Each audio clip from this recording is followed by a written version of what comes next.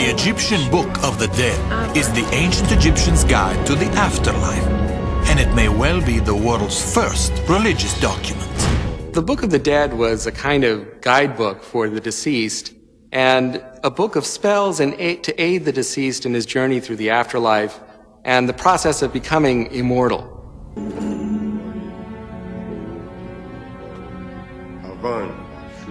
The final ritual in the mummification burial is the placement of the Book of the Dead.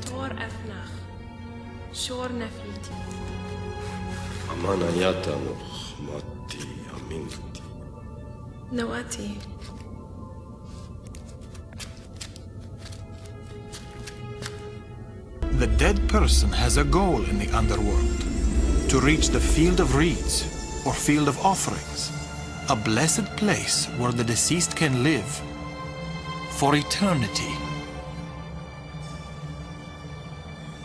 But to get to the field of offerings is a long, difficult journey fraught with many dangers. The spells included in the Book of the Dead contain protection from demons that might attack the deceased. Si Yuminava Naka Deja Madata! Only through the spells in the Book of the Dead would you make it through the negative confessions. Ani faces each god detailed in the Book of the Dead, gods with terrifying names like Swallower of Spirits and Breaker of Bones. Awasif Pira Miana Anish Anata.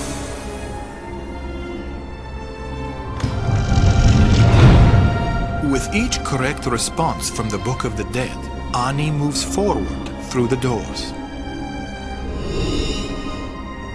Only after the final door will the soul of Ani meet the god Horus, the hawk-headed son of Isis and Osiris, who will escort Ani to his final test in the Hall of Judgment.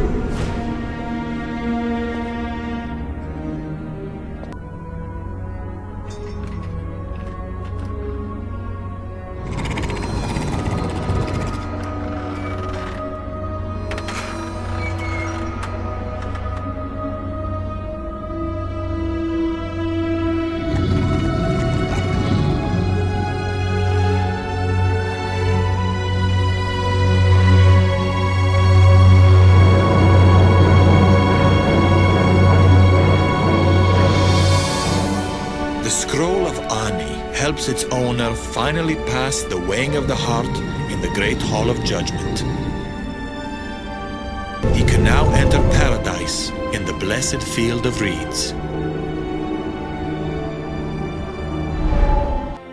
I think as long as we have human questions about the meaning of life and death, the Book of the Dead is actually going to remain quite relevant. The ancient Egyptians wrote that book not because they longed for death, but because they adored life and they wanted it to go on. The Book of the Dead imagines that the most blessed place you could be is right here on earth,